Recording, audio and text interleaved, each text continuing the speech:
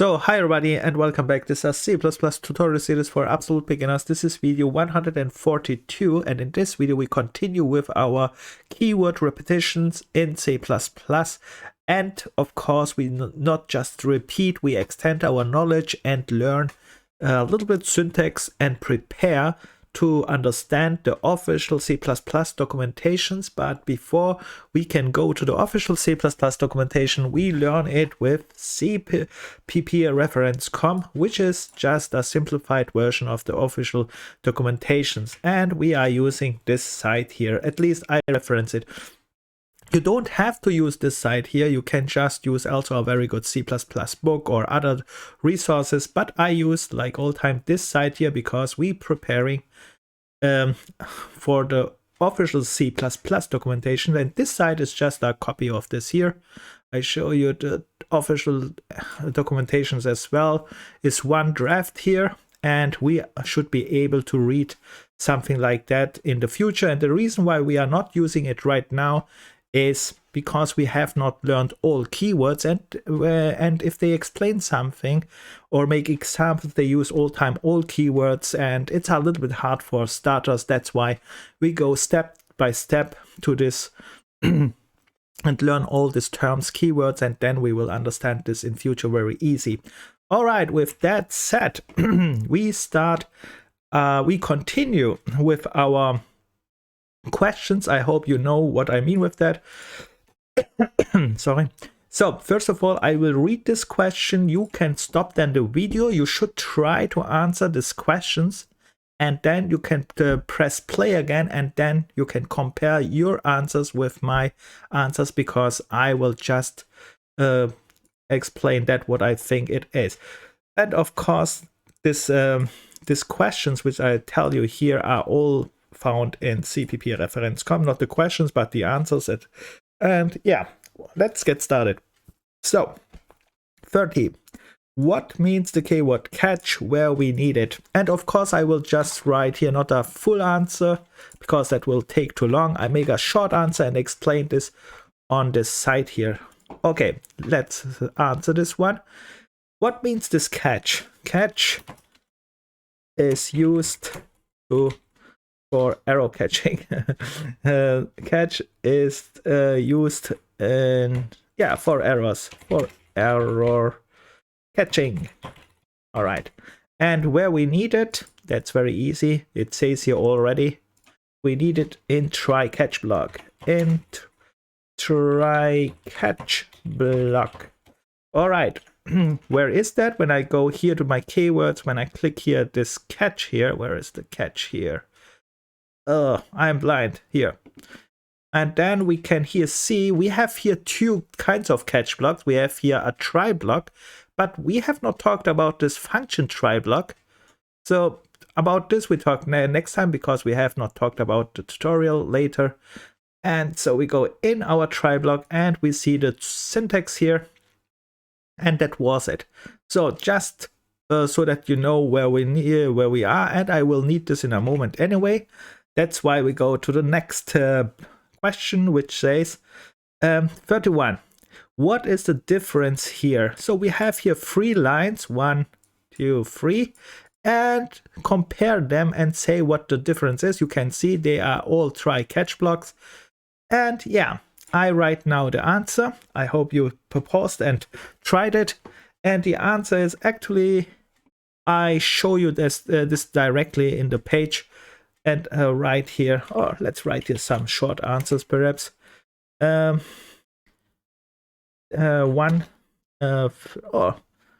let's say, I explained this in here. So we are here in the try block, and you can see this 3 lines are try and catch blocks, right? And these examples I have just copied from here. 1, 2, and 3. So the difference is the first one got a catch with a name. The second one got a catch without a name. And the third one got not even a name at all. I mean, not even a specific catch, sorry. name and not a name. So that's the difference, but let's talk a little bit more about this. I repeat here the word so that you are on the board again, because it's a repetition. First we start a try, then we have our scope. These are our curly braces here. Then we use the catch keyword, and then we have our condition. Here we have the const. This is just to make that we that this one here is not changeable, because you can see here when you see a constant parameters like here and here, this ampersand is also here, means just copy this std exception in it, but don't modify it. I hope you know this as well. And here the thing is, we have a name. I have not, let me see if I have asked this. Okay, I have not asked this. Here is something more. This E here. Why is it, let's say so, why we have here a name and here not a name and here also not a name? What is the benefit of having a name, of not having a name, or having not even an exception here? The difference is, if you have a name like this one, E, you can ask for the exception arrow directly. Let me see if they do it here anywhere. Yes, here in this try catch block example here, let's watch this again a little bit. Okay, we have not talked about this dot here, but important is anyway this part here. And you see this one looks exactly like our example here on top, right? Exactly like this one. All right, with that said, the difference is, I said you can use this name here, E, and then ask what exception happened here. And you see they asked just in an outprint and say E. Okay, we have not talked about this dot. It means just you get access to this class here. And then you call here a function, and then it prints out what this exception is. So information from length arrow printed. All right, so you can ask for exception, for example, what kind of exception it was. All right, so when we compare this one now with this block here and this block here, you can't, for example, for this one, for the second one, we have no name here, which means, yes, this is a good question. What means that? First, we have no access. So here in the second example, I can't ask for an exception. And then you say, wait a minute. You say, perhaps when we have not a name, how we use that, right? We have never talked about this in the tutorial. And in this case, it is just used like so, that when this exception happened, because this is just this class exception here, then it will still throw this exception in this block here, but you can't call, like I said before, and use it, right? For example, in this case, I hear this exception here is thrown, and then I can save here in this A, and then I can call a what, for example, and say, what is this exception? So give me more information. Here in the second one, you get nothing, but you get a reaction to this specific exception here, which you specified here. That's this. We have not talked about this in the tutorial, but I will talk about this one more time probably. But here I will make the introduction a little bit, and then the last one, it's even it's this dot. I talked about this a little bit and said this one here catches all exceptions, which means when we compare now this line here, the second with the last line, I said this here has no name, but it catches one specific exception, right? This std exception will be catched.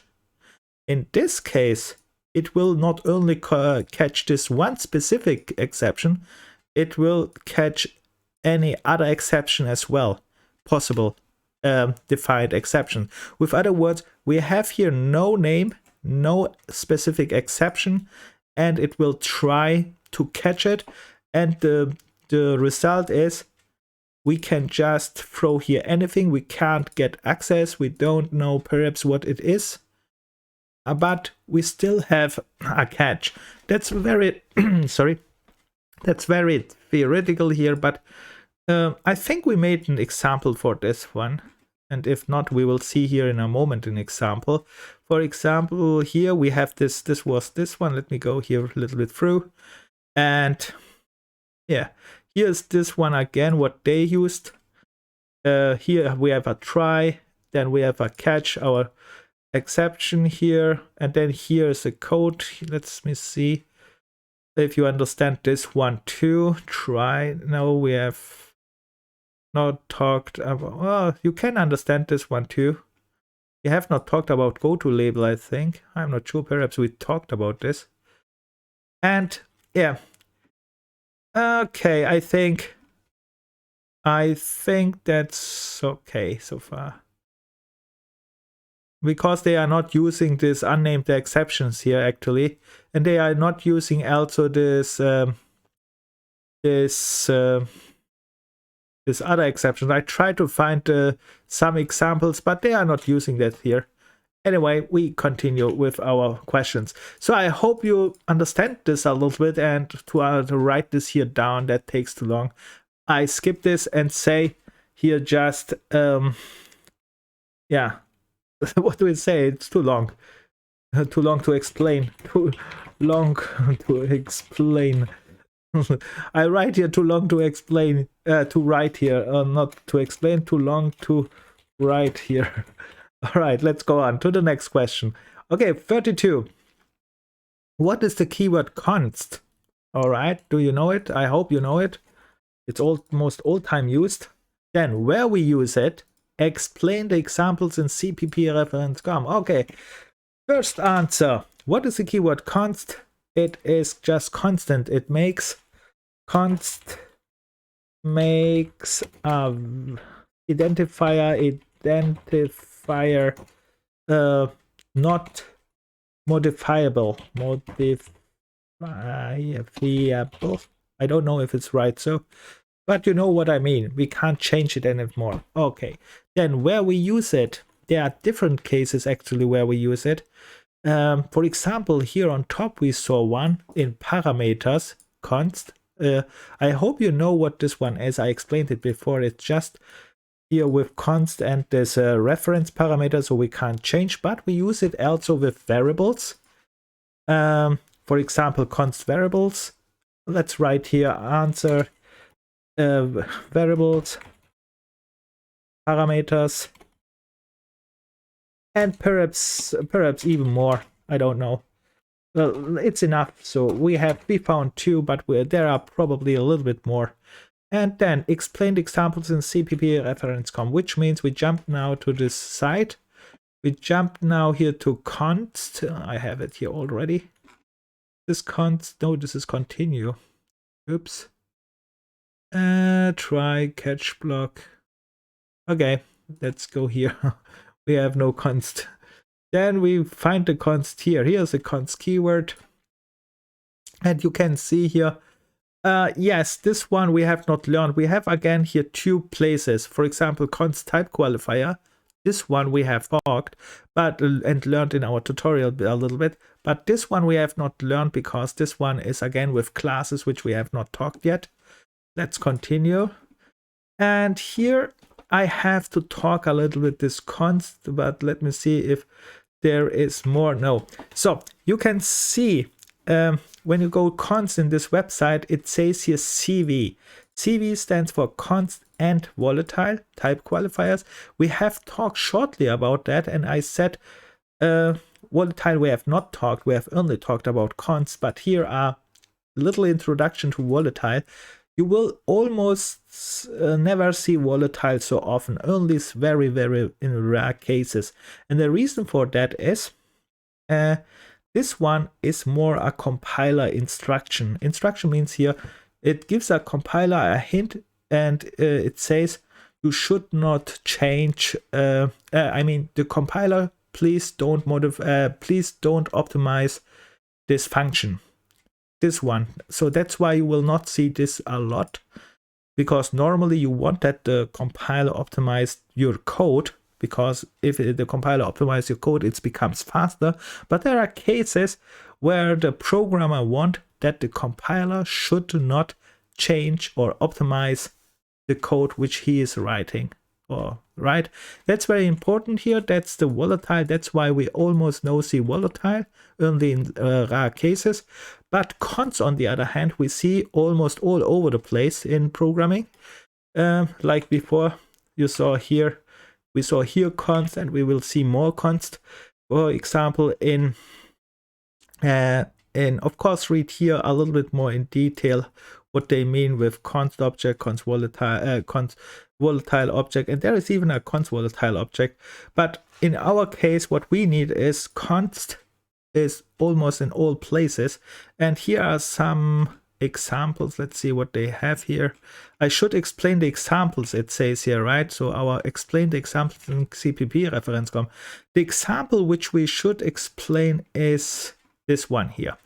So you can pause here again the video, and of course one more tip, skip the parts which you don't know. For example, we have not talked about this one, skip this and try just to watch the other parts which we know. For example, skip this one as well.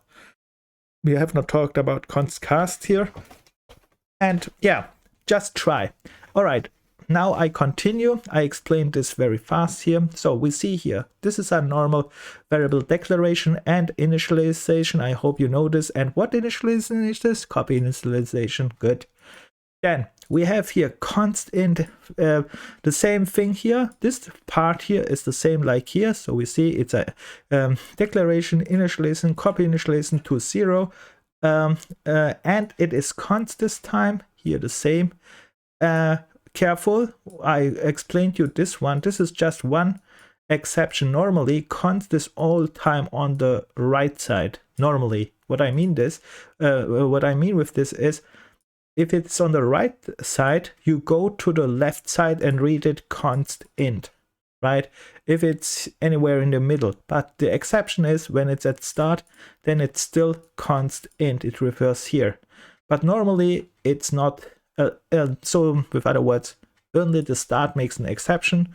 Then you read the const belongs to this int, but normally when you read const, that was this reading rule, I said then you go to the left. So if it stands in front of an int, then it's a const int. Then it means this int is const. So I hope you remember this kind of stuff.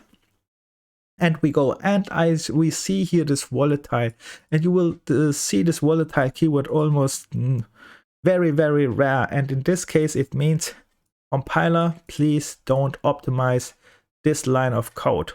At least try not optimize it. Something like that. All right, let's continue a little bit. This one skip, we have not talked about structs. And here, it says here just, we skip this one means more. Okay, this one is referring to this part here. We skip this one as well. Skip this part as well. Here, this one you should know. This one is just again a reference creation. We have talked about reference creation, right?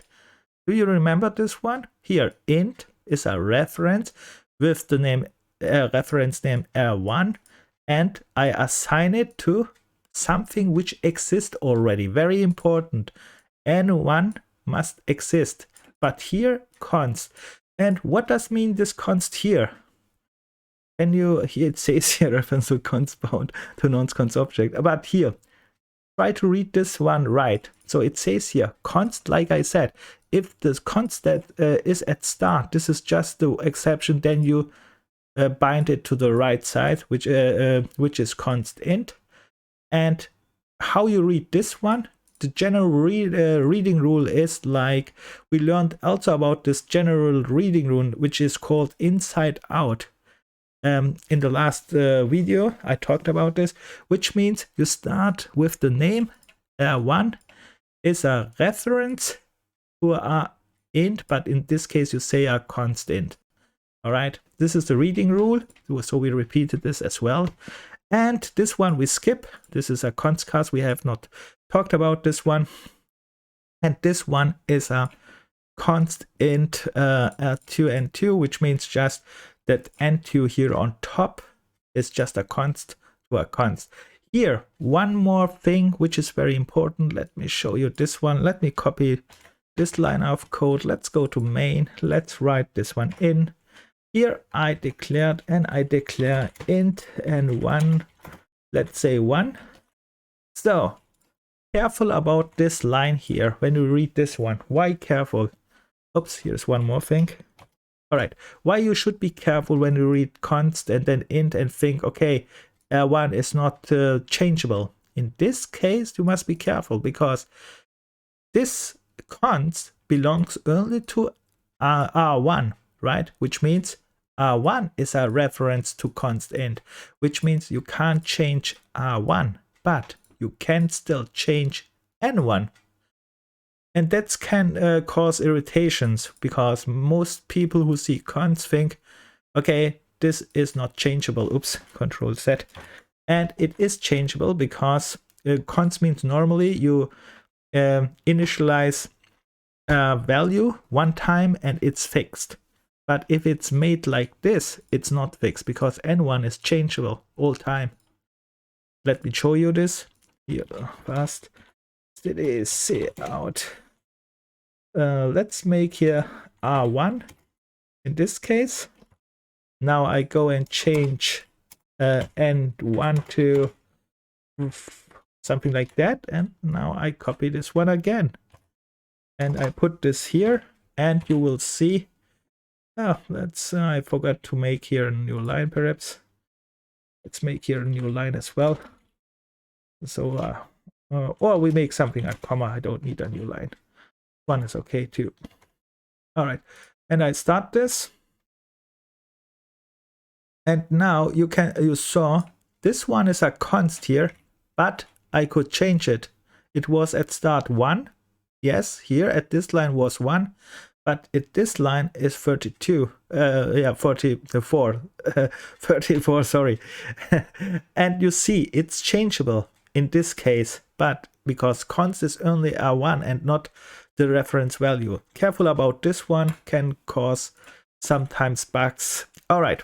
With that said, let's go to our other questions. Where we are here, we did this, we did this, and I explained here the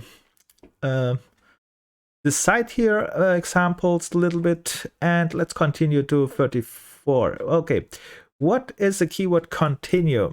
Okay, try to answer this one. Well, do you know this keyword continue?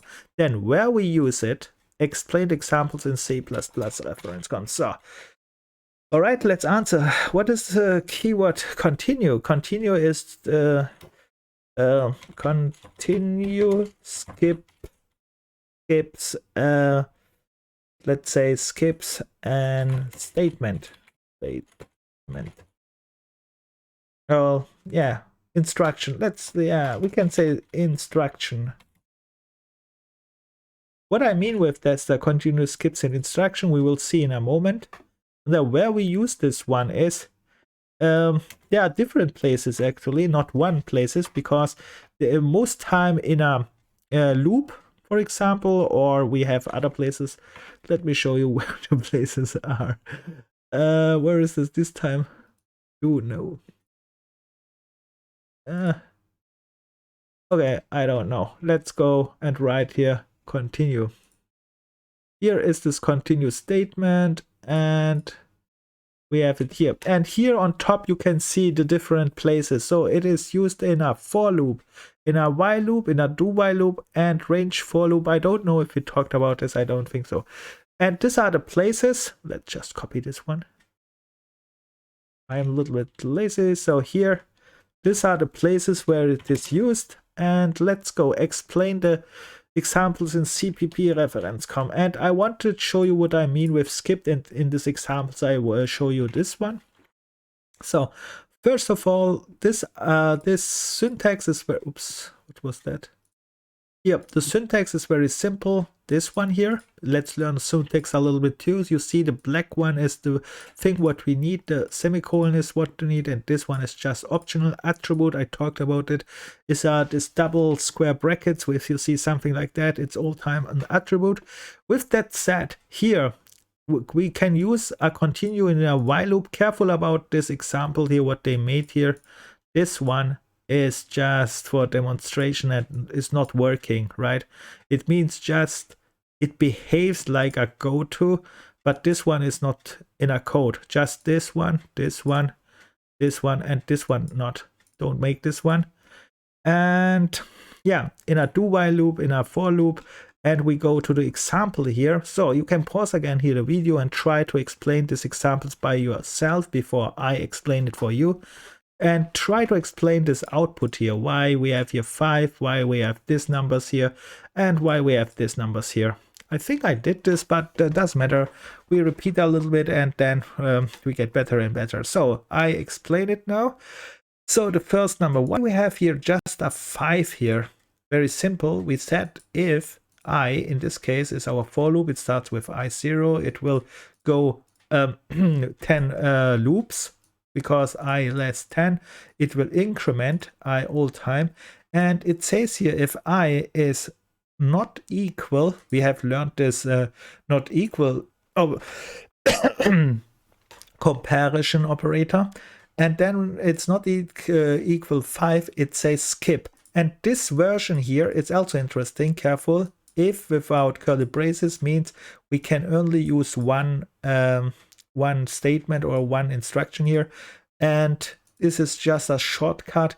But normally, as a starter, I said here use all time the curly braces for readability, but this one, if you used to it and learned it, it's also okay.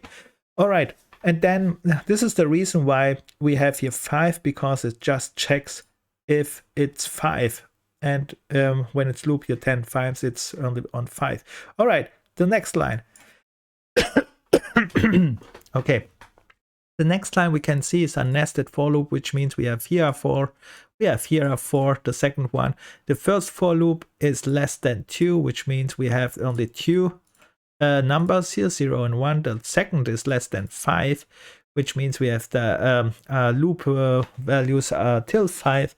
And then it says again this continue in the second loop. That's very important. So with other words, the first loop will definitely have all range, which means 0 and 1. Can we see this here when we watch this? Yes, we can. I said 0 and 1 will be all time there. 0 is the first one, 0, 0, 0, 0. And the second one is 1, 1, 1, 1, 1. But what is the problem here? The problem here is why we have here more zeros than 2. I said we have only 0 and 1. So only a range of 2. Why we have here so many zeros then at the start? The reason is this first loop depends on the second loop. I hope you know this. And then we have to figure out which numbers we can use there, which means, for example, it starts with 0. Then it goes here and it says if k equal 3, continue again, the shortcut version of the if statement. And yeah, continue means just skip in this time. Only one instruction. Here we skipped almost all instruction, just let e equal 5 accepted. And here is the other way around. We say just skip one instruction and accept all other values. And that's why we have here 0, 0. And all time when it comes up 3, that's why a 3 is missing. 0, 0, 0, 1, 0, 2, and 0, 3 is missing, because it says skip it.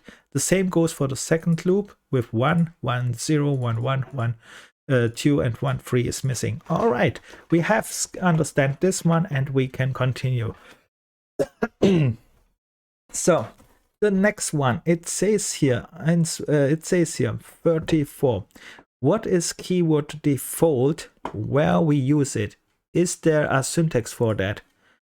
And then it says here, I have even more questions. Well, why they don't have the keyword default in the example in CPP reference com? All right, try to answer this all questions, a little bit long.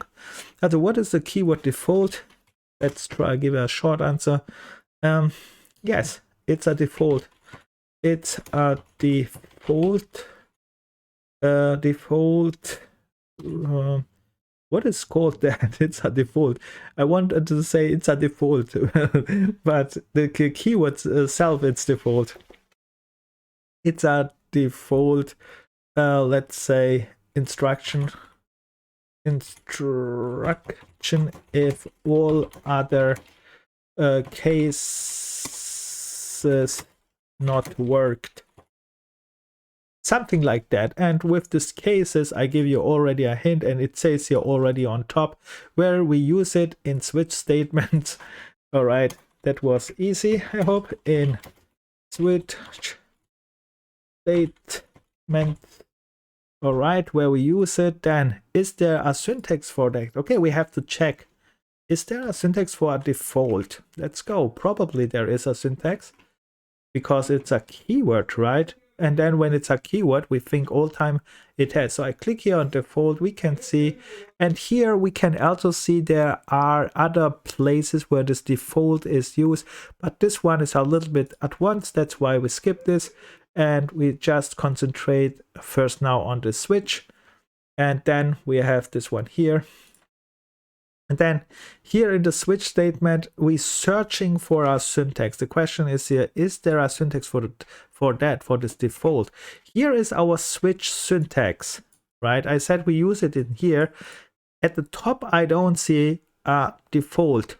Like I said, if you read this syntax again, I said this black color you need. Switch, yes. Then this open round brackets, yes. And this close brackets, yes, and all other you need read if you need it. For example, this attribute, it says all optional. Okay, I don't need it, or at least I can use it, but don't need it necessarily. In its statement, it says optional, so I don't need it really.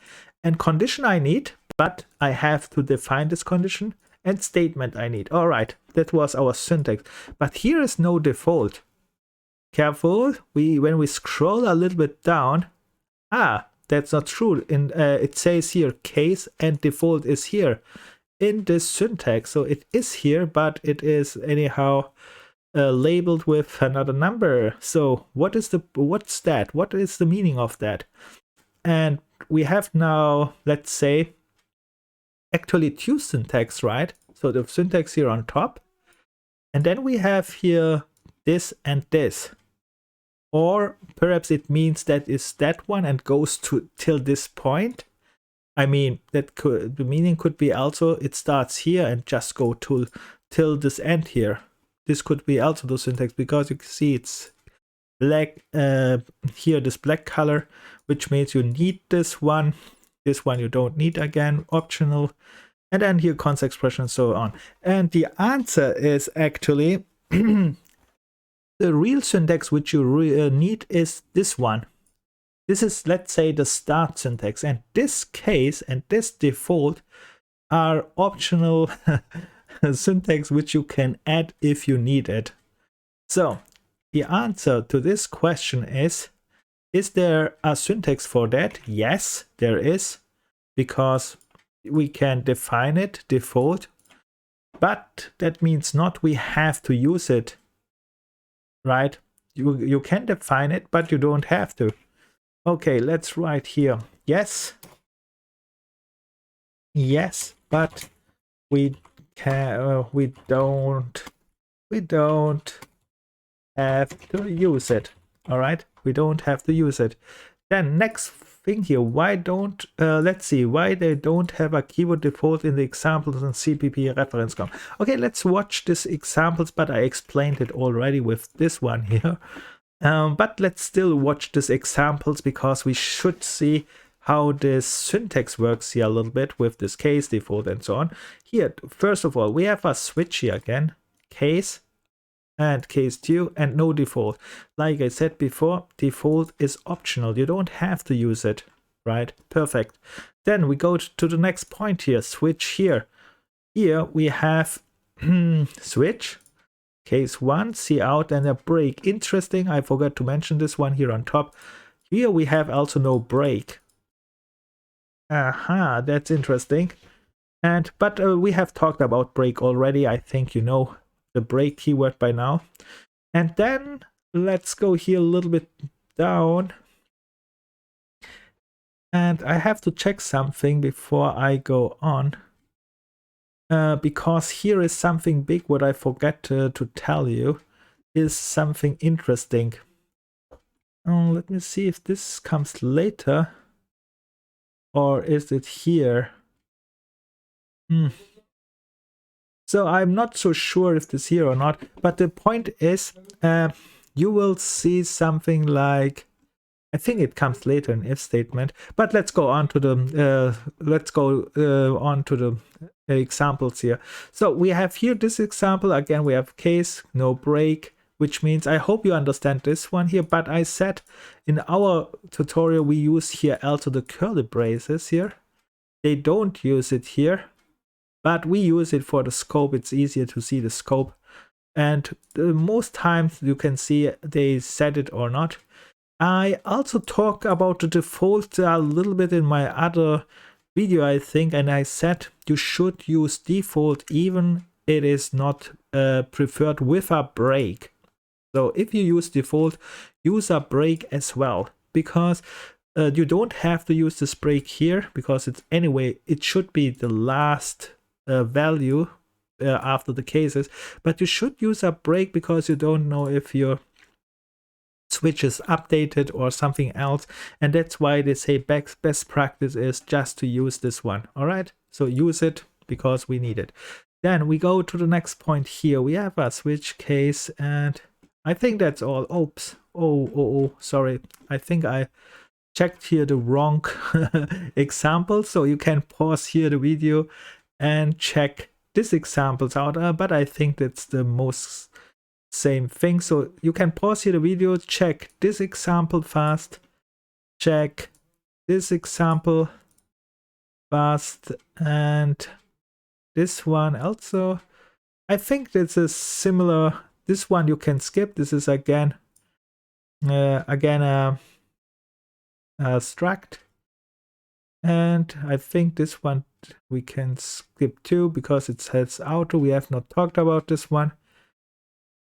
And yeah, okay, check these examples fast. I will explain it in a moment. So the first one here, we make a const int I declaration, a const variable declaration, which is 2, which means the switch statement here takes this 2. It will be all time 2. We have here no break, which means it starts here at this point here. It will go till it finds from this point to a break. It's here, so it will print out 2, 3, 4, 5, and here interesting, we have an attribute. I said attributes when you see some, when you see an attribute like this one, it starts all time with a double square brackets, and here as well. So I hope this is clear, interesting. We have no default value here, that's why we have it not. Interesting is also we have only one break here, which means this one works this one, and when we go down, that's why we have this number output 2, 3, 4, 5. Like we can see here, it starts from 2, 3, 4, 5. Okay, let's go here fast to the next one.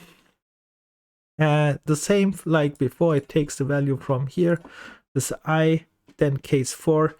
We have here only switch 2, which means here is nothing executed, like it says nothing executed, because we have only 2. So you can see this case can be there for nothing as well. Here we use this anium, and anium color is the old anium version, not the new version. The new version is anium class, and which means this enumeration can be converted to ints with this version here. With anium class they could not. And here we have a switch again, and in switch we have our condition. In this case must be convertible to an integral, which is, and then we have here again no defaults, again no defaults, just a switch, right? We talked about switch again already. I think I did all these examples already, but whatever, it's a repetition.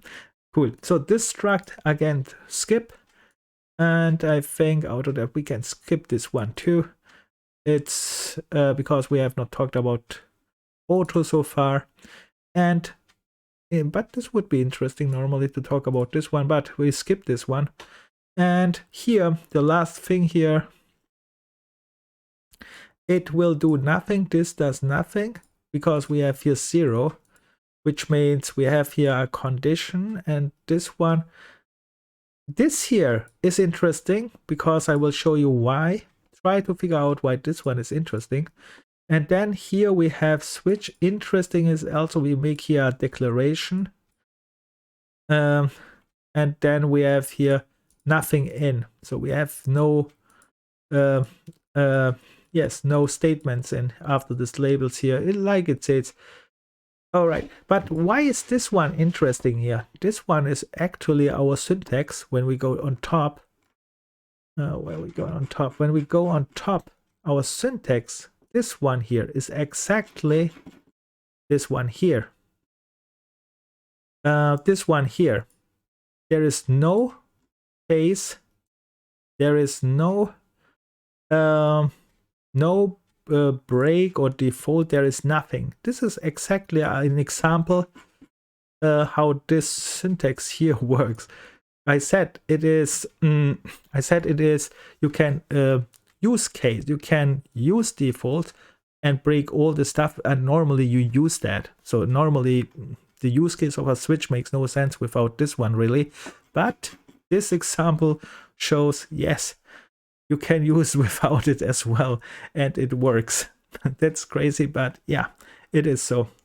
All right, with this one, we are finished with this. Was a long, I think it was a repetition, but try to repeat here as much as you can because it's anyway a repetition and extension, and you should try this. Yeah, if you understand it, don't forget to pause the video and try it really, because you must try it, not me. And we go on. All right. So we have finished 44. Let's go 45. Now it says here, which is a keyword of this one? We have here lol, must, do, ku, shu, why, who, did, you, so, oh. Try to figure this out. Pause the video. And then after you figured this out, which one of this one is a keyword, answer the question where we use it. Explain the examples in CPP reference come. So that was a funny question, I hope. Not too funny, but so which one is here a keyword? Okay, I hope you found it. It's do. Do is a keyword. Do is a keyword. So explain the where we use it. Where we use this do in a do while loop. Do while loop. All right. Perhaps there are other places, but this is the thing what we learned in our tutorial, but I think it's only here. Okay, explain the examples in CPP reference com. Let's jump in, go here, go to our do. I click here, and here we see, okay, we have only one place. It's a do while loop. Then I click here. And now the syntax of a do while loop. I hope you know the syntax of a do while loop already, because here we have this one. Interesting is, again, you see no curly braces here. Again, shown, but this one is again our attribute, which is optional, which means this square bracket. Then we have this do, which you have to use, black color, you have to use statement. This is that what you write in your curly braces, but you see here in statements no curly braces again showed, but careful, we use still curly braces here. And then we make while, and then we make here an expression. Expression means our condition here, the while condition. All right, I think this was okay. We go here now to, what was the question? Explain the examples. Here is the examples. Pause here the video. Try to figure out why we get this. Oops, this one is too difficult. I think we have not talked about this one here. You can skip this one. Just try to figure out why we have this first line here. If you want, you can try to understand this one too, but I think we have not talked about this. No, we have not talked at all about this. Forget this. Okay, I explain now these examples. Here we start with, again, variable declaration with initialization of do with a copy initialization. That's done. Then do. Here is our do while loop, our syntax we learned. We start with a do, and here you can see they're using also curly braces. This will start here, this curly braces. I said we use this all time, but you can omit this if this is only one. Careful that you notice. And then you can see this is the shortcut here. You can see they use this shortcut for g plus 1, and then not g plus 1, g plus g2 in this case. And this one is the shortcuts instead of writing here g plus 2. And yeah, I hope you know this operator here too. And then this is just an output. And then we have here our condition is an expression. Expression is most time, not all time, compute, not a calculation, a compute, what is called? Something like computation or something like that.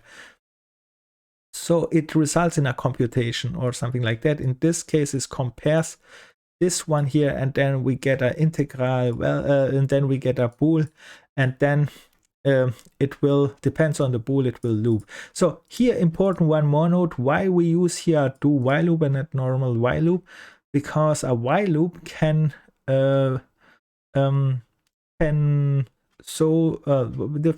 say so, the do while loop makes sure that this body here is performed at one time for sure, and that's why they use this, and then they check if it should go on or not.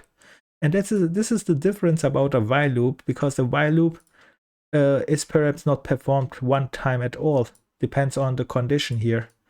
But the do while loop is definitely one time performed, so that's why we have the body first, do first this one, and then check if you want to do this again or go on. That's very important here. And with that said, we continue. So then we go to the question 36, and it says here, which one is wrong? So we have here two things.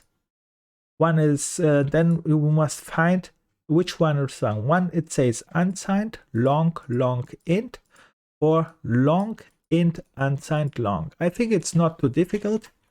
And the answer is, sorry, I hope you tested this out, but the answer is actually difficult, because this one can very irritate starters, because both answers are right. There is no wrong answer. Both are right. And why is this irritating? Look this here. That sounds okay. Unsigned long int. But this one, long int unsigned long, if somebody reads something like that where the type, he says, this is probably the type, so this is not right, and that's wrong. This one is valid. This works. All right, and how we can see this? We go here to fundamental types when I find them. Anywhere in fundamental types here. Yes, we are here in fundamental types. I showed you this table here, right?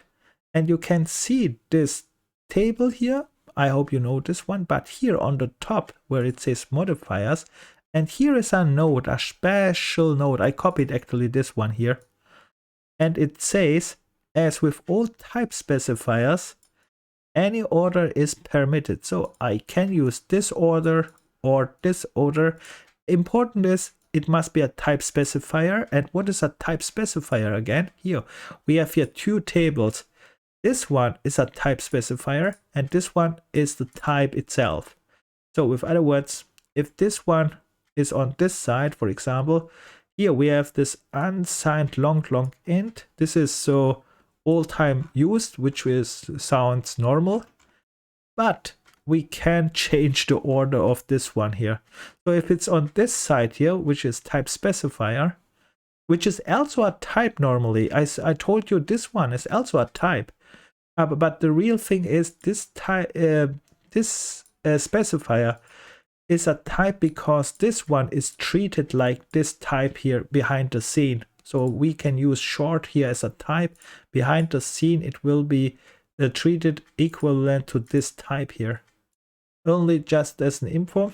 But important here is we can, if it's in specifier, we can change the order and it still works. That's yeah, that's very important here. All right, that was a tricky question, but let's go on. So here, 37. It says here, which one is preferred. So one is not preferred and the one is preferred. Which one of this is preferred? So we have here one, which says unsigned long long double, and then we have here double long long unsigned.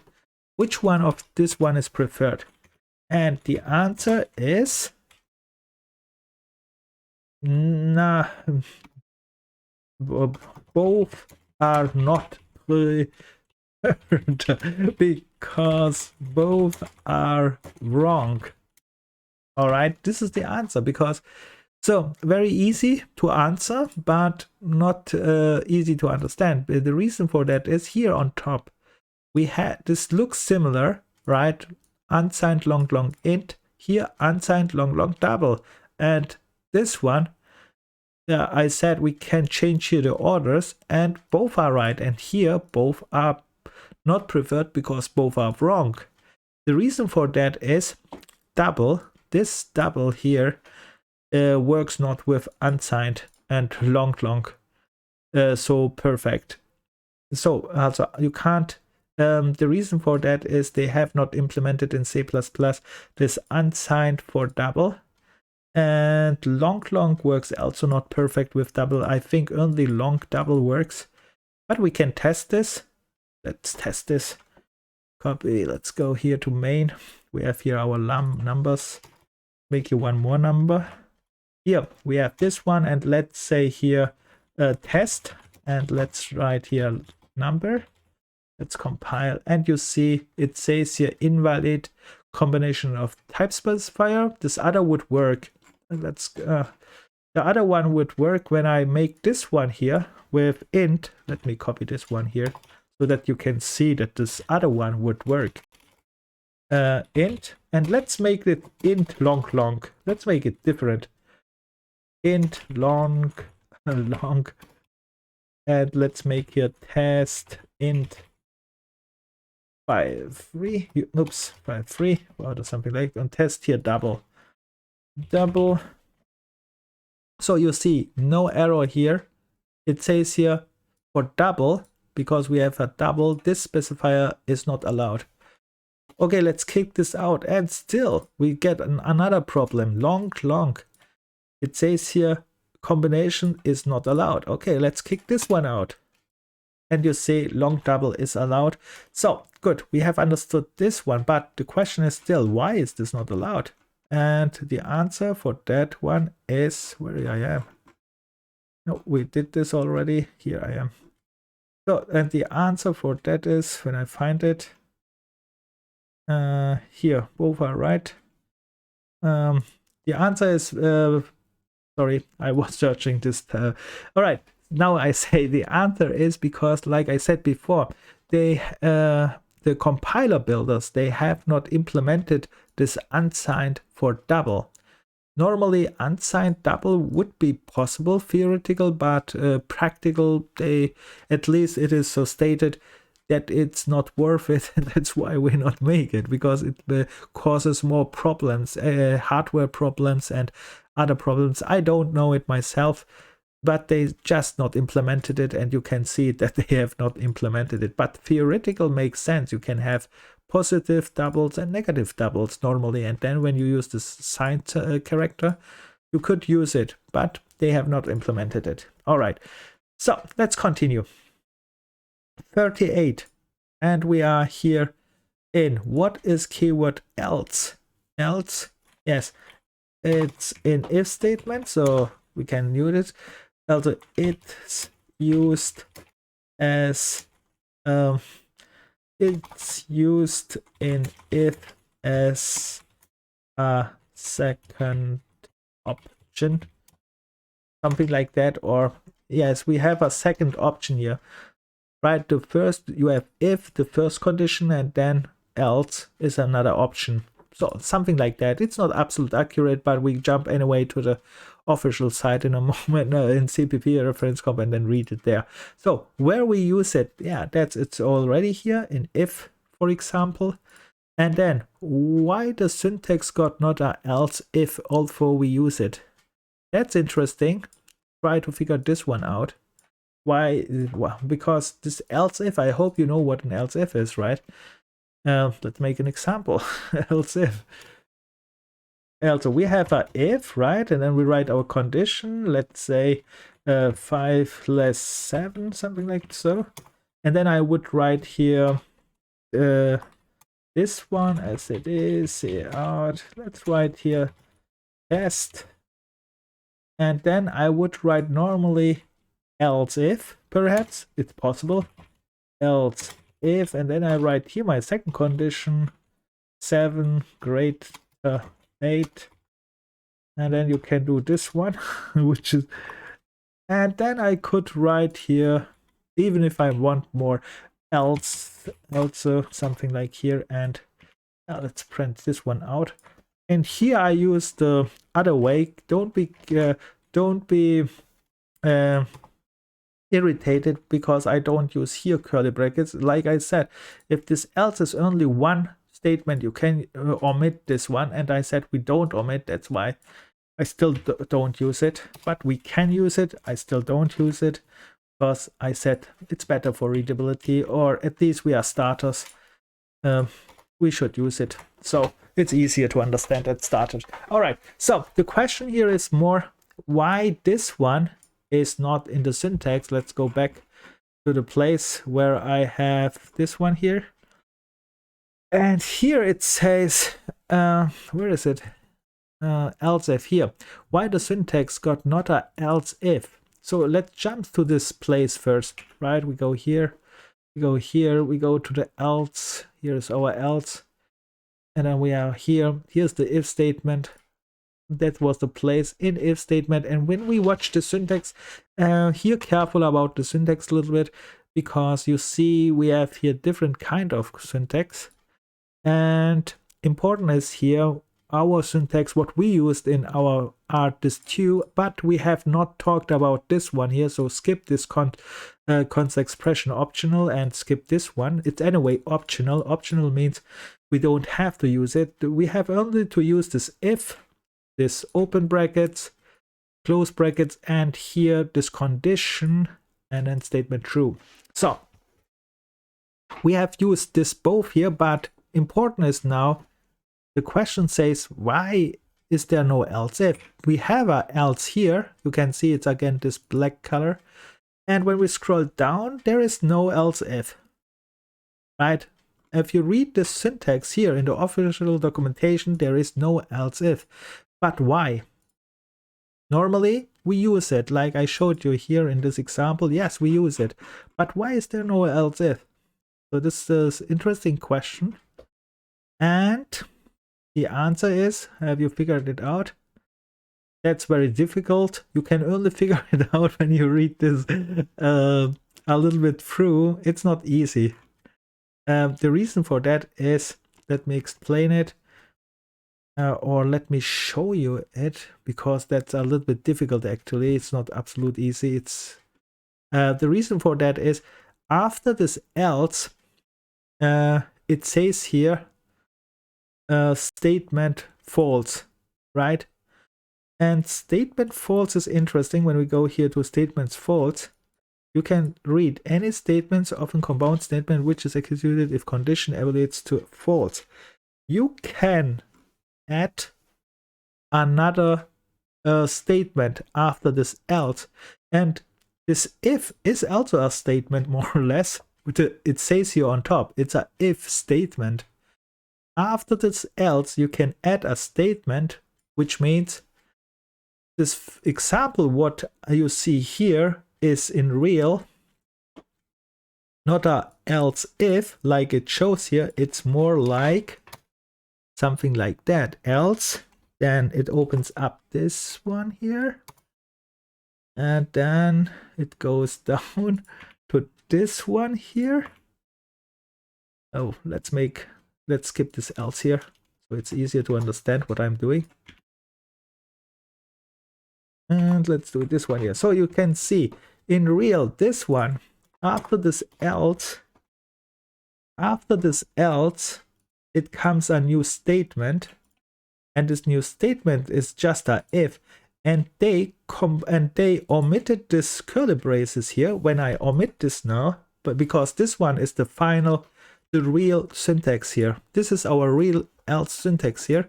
We just started here again with the statement, with a new if statements. You can see this is the first part, our syntax for the if statement, and then this this statement false starts here. This is the statement false, and here I can use again a if statement.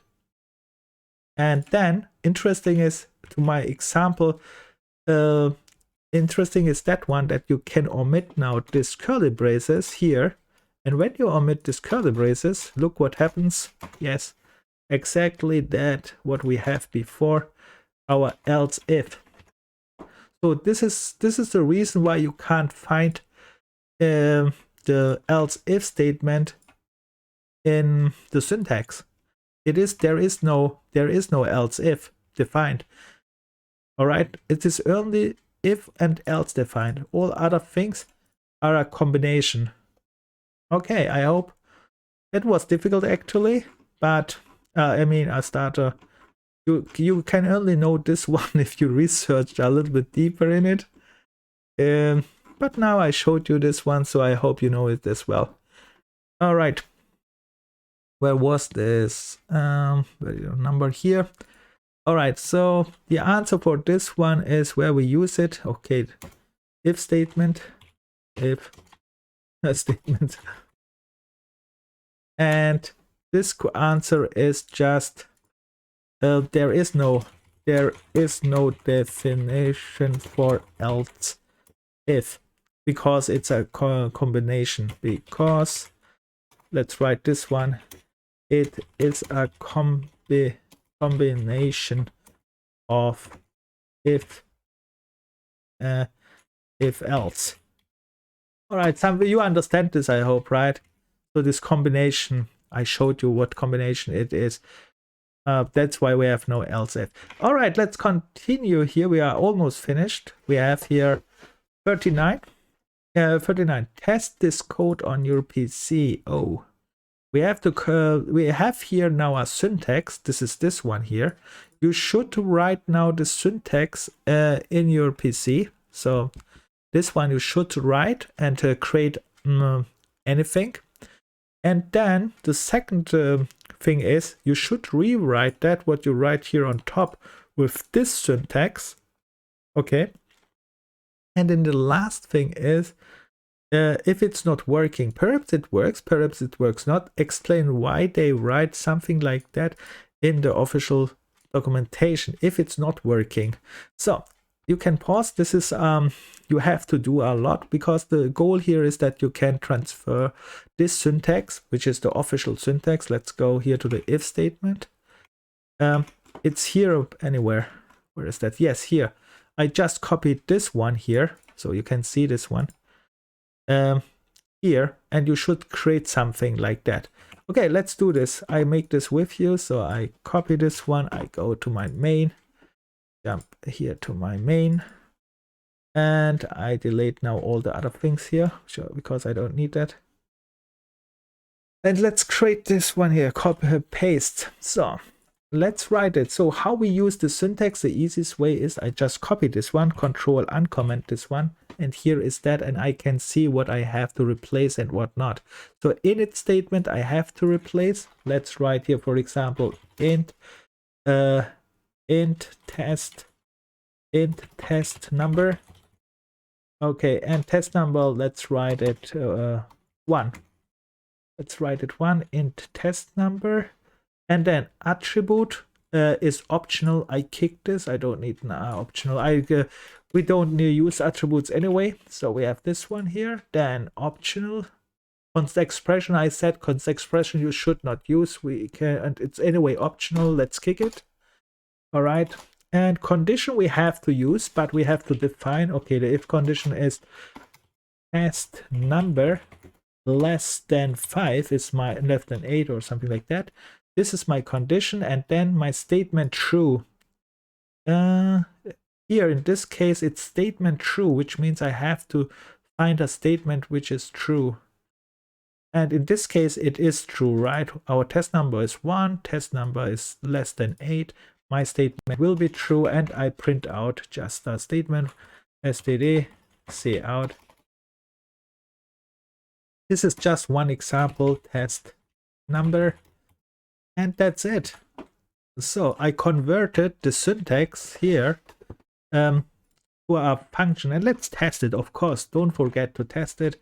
Let's start. It must working. If it's not working, it's not working. So this one works.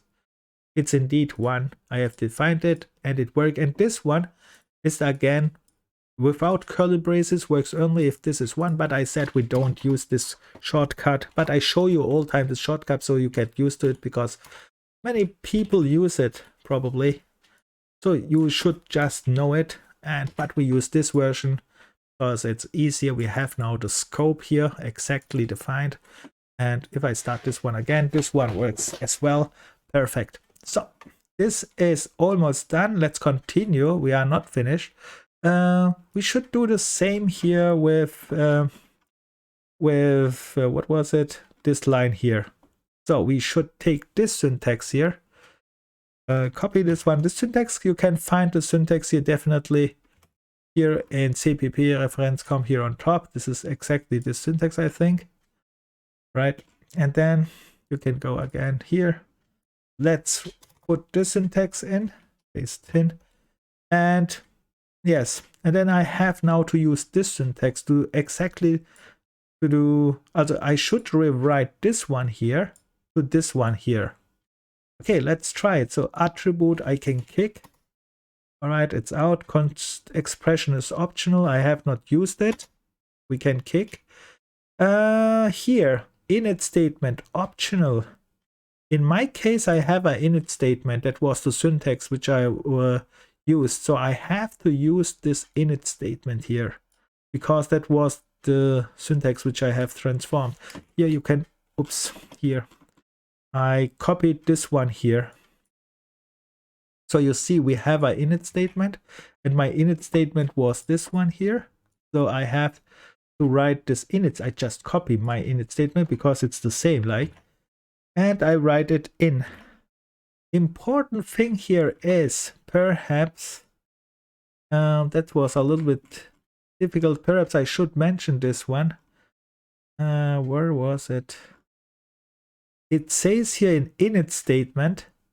I hope you read it perhaps yourself. This init statement here, this note here, is very important. It says here, note that any init statement must end with a semicolon, which means I need this semicolon here. I need that. All right, I use that, and now I write my condition, and my condition was this one here, right? Okay, I copy this one, I replace this one, paste it in. Okay, and now statement true. My statement true is this one here. I copy just this line here. And this one is this one. And I paste this one in. And that's it. That's it. That is now recreated this code. Comment, and I comment this out. Oops. Control Z. Now let's go here. I comment. No, again. I comment this out. And now I see already a problem. Here, I have an error. Important, perhaps you have not an error. This error is only on my PC, perhaps, not on your PC. Which means, the answer, the next question is, I said, I asked there on number 39, if does it work for you or not. In my case, it's not working, but perhaps it's working for you. And what was the question? Let's go there. 39 was it? 39 was here. I said here, also, if it's not working, in my case, it is not working. Explain why. They write something like that in the official documentation. So the problem is here, I used exactly this syntax, and they said it is exactly the same like this one. And the problem is now, I did it not wrong. This one is right. It is not working. And this is very important now to note. And sometimes this happens, is that they introduce in C++ new things. And what I mean with new things is, here, read this one, and sometimes you have really careful about this kind of stuff. So read init statement, right? This one is our init statement, which I used, and I have to use this because I should rewrite this kind of code, right? Because this is exactly the same. And I did it. But in my case, this one worked not. And the reason for this was this here.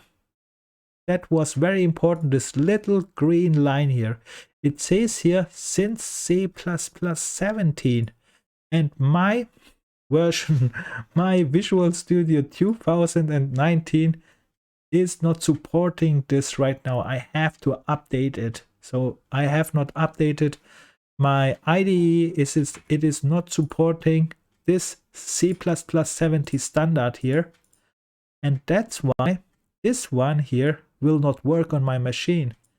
That is sometimes irritating. It's irritating many starters, because they think, hey, this is the official documentation, I did it and it's not working, why not? And one reason is this one.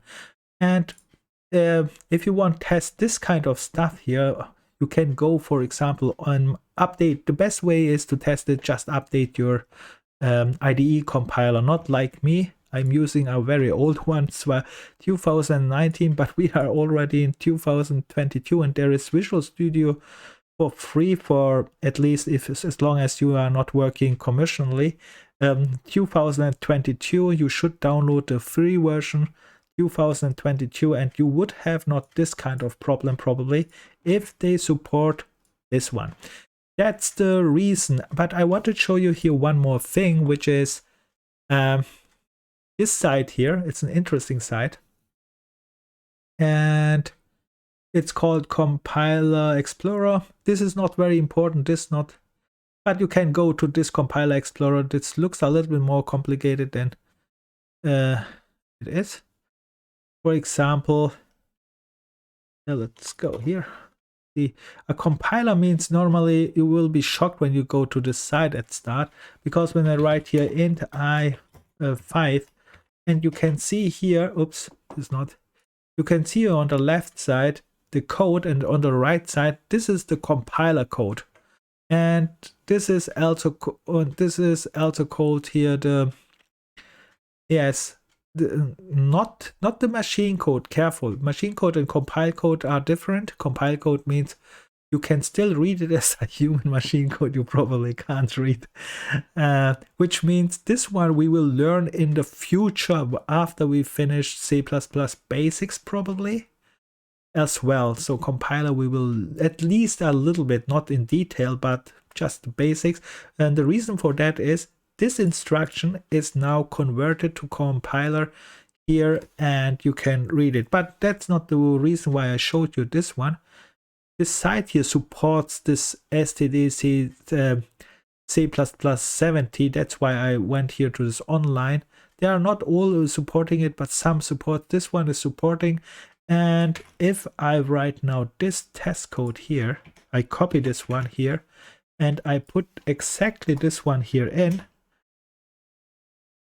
This one is the compile code, which is not very important, but you can go here on down and go to the output window, and you see compiler return 0, which means it worked, right? Let's see. Oh, it's not in number 1. No, it's not worked. Oh, okay, the compiler returned. It's not the window which I wanted to see. Have they not another window here? Let's see, add source different with it. Okay, I think that's not. Let's go to one other compiler. Perhaps it's here. Let's kick this one up. Here's another thing. Control V. Let me see if this is working. And what do I have to do here? Here. Compiled failed. No, it's not failed. And if they're not output window here, at least I don't know they have anywhere an output window, but important is you can see here C++ standard C17, and anywhere they have here an output window. This one here, this site I want to show you to as well. It's very interesting site. This one is the compile site, and here on top, wait a second. Here, this one we don't need. Here on top, you can go to this site here when you click here, CPP Insight. This one is actually this one here. And this CPP Insight, this compiler insight, gives you a little bit background information how this one, what you typed here, is to read behind the scene. But this is another topic, but I will talk about this one in another video because it's very interesting. Just as here fast, let's go fast through it so you can see what I mean.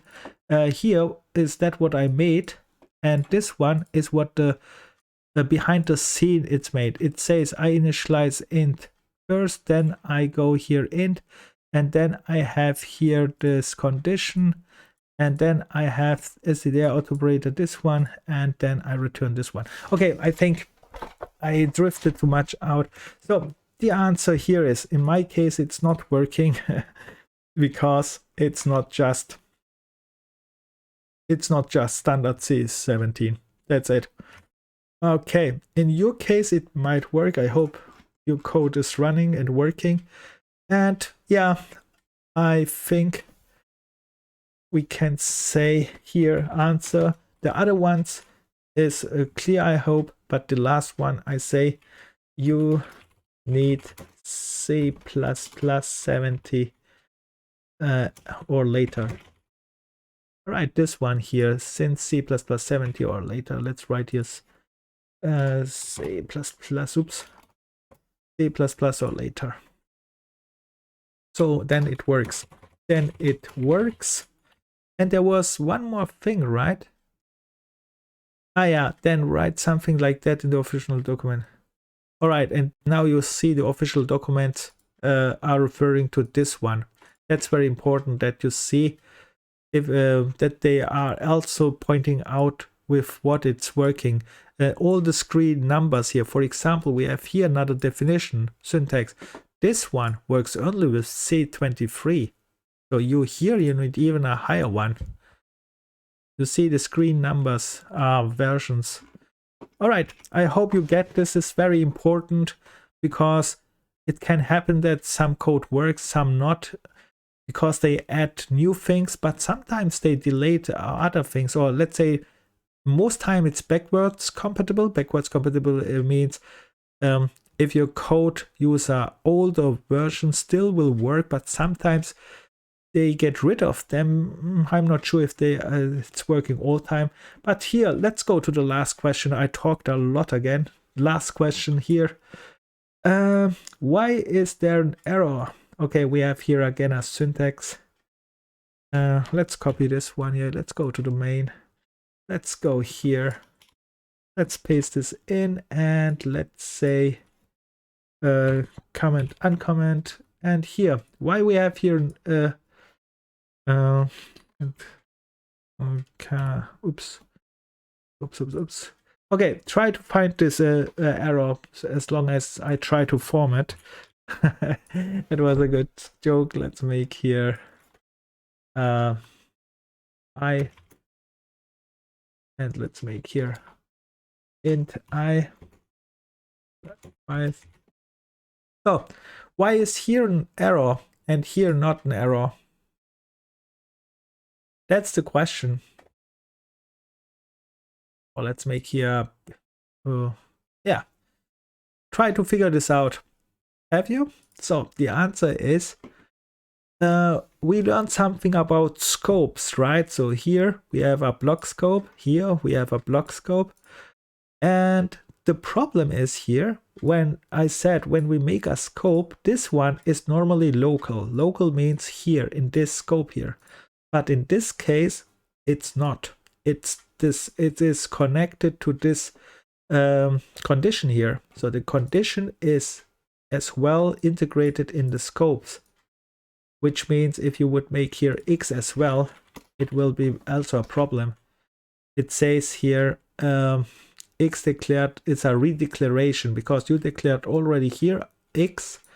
Here you try to declare it again, and here is again. All right, so this one is scope problems, which is a little bit new compared to the other things, because the problem is here, well, yes, with the scope it's a little bit irritating, right? We learned normally this one is local scope, this one is local scope, but this condition is still connected to this scope and to this scope.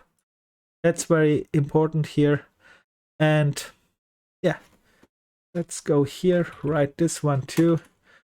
Scope, yes, it's this one, what I have. Let's write here just, yeah, I don't know why this one is not there.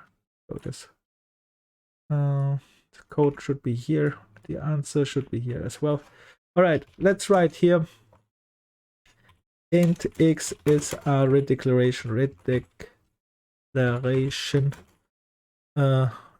and yeah, it's a redeclaration, and we write here x is in scope of int x equal f,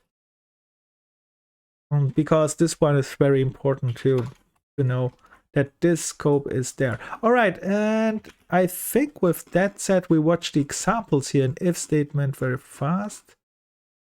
Do I have not the question? Look, the if example here. Normally I say all time we should look some examples. I'm very confused that I have not wrote this one. Anyway, we made many examples, and we still watch these examples here as well as the last thing. Careful when you read these examples here, look what is here. You need this one to, that this one works. And yeah, but we can skip all these examples here because we have not learned Const expression. That's why let's skip these examples just because of this one. And we go to these examples here. I think that's okay. I think that's enough for today, and yeah, I think that's okay. I think this video is anyway just too long, but I hope you tried and learned much, because we get closer and closer to understand this documentation, because our goal is still to understand this documentation. When we click it, that we understand it. And you see, I will repeat all the remaining keywords which we learned in this course as well. And then you will be familiar with this documentation a little bit more than before, I hope. And then we learn again the other keywords. We continue. And after, when we finish then our basics, you will be ready for able to understand the full documentation in the official documentation, and then you are absolute good, because then there is no limit more. You can read and understand all things. So with that said, if you have any questions or any complaints, like all time, write in the comments, and see you in the next. And there we continue with our repetition. Good luck, bye, and don't give up. Just try, get familiar. Don't worry if you make mistakes like all time. We get only better. And one more note, very important, making mistakes for a programmer is very good, because then you train to solve these mistakes, and this is one part of a programmer as well, because bug fixes is just a part of a programmer. That's the truth. You need to know how to fix bugs, bugs, and if you make mistakes and try to solve them, that's the best training for bug fixes actually. So with that said, bye, good luck, don't give up, and have fun.